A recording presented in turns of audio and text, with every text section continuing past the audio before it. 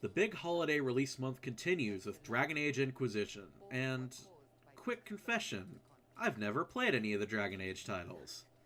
Now, I've played a lot of BioWare's work, like Mass Effect and Baldur's Gate, so I was able to get a grasp on it fairly quickly, but I was still really lost at times. So, just keep that in mind. I'm an idiot when it comes to this franchise. I'm sorry. That being said, though, I still enjoyed it quite a bit. Was it worthy of the Game Awards' biggest prize this year? Not really, but I still like it. It's not flawless, but if you've got 60 bucks and 100 hours to spend, then it's not a bad purchase. Oh yeah, I should probably delve into that. 100 hours. That is, if you really want to get into this game, you can spend over 100 hours in this game. Just like EA advertised. For me, that's really annoying, because I've got other stuff that I really want to cover.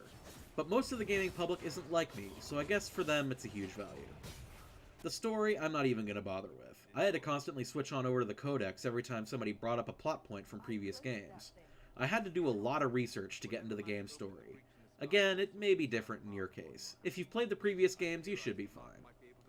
Of course, BioWare pulled a BioWare again, and allowed for the transfer of decisions from older games into this one. Seeing as this is the first Dragon Age title on the next-gen systems, though, they instead opted for an option similar to that interactive comic from the Mass Effect series. It's flexible, and it allows old players to retain their decisions while still allowing new players to get caught up. Alright, let's talk about the game itself. At its most basic level, Dragon Age Inquisition is a single-player MMO with optional co-op. Large bits of the story are sealed off until you go to this area, kill this many of this monster, and return to do similar things. And again, for some people, that's fine. The combat feels great, and it works well on both controllers and on the traditional keyboard and mouse. It's simultaneously deep and accessible. For me, it felt a little repetitive. That aspect becomes even more intimidating when you take the world's size into consideration. However, I do have to admit that the world is incredibly rich with content.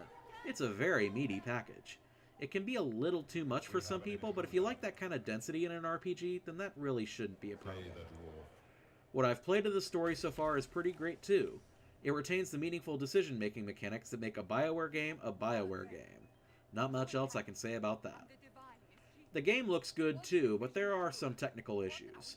Notably, on PC, the game's cutscenes are rendered at 30 frames per second, while the rest of the game runs at 60.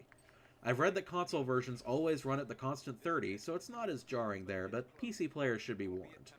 Also, while the game as a whole looks great, there are some pretty weird issues with character models at times. And as can be expected from BioWare, lip-syncing is a wash, again. However, those are minor complaints, and if you like dense Western RPGs like The Witcher or the previous Dragon Age titles, this should be right up your alley. There's a lot of content for the price, and even if it's sometimes repetitive, it's still very good content. I'm not sure that it's worthy of the prize it received at the Game Awards, but I can still admire the game for what it provided. Alright, next up in the November 18th holiday season game blowout review month thing is Smash Brothers. But that came out on the 21st, not... screw it. I'll review it. Why not?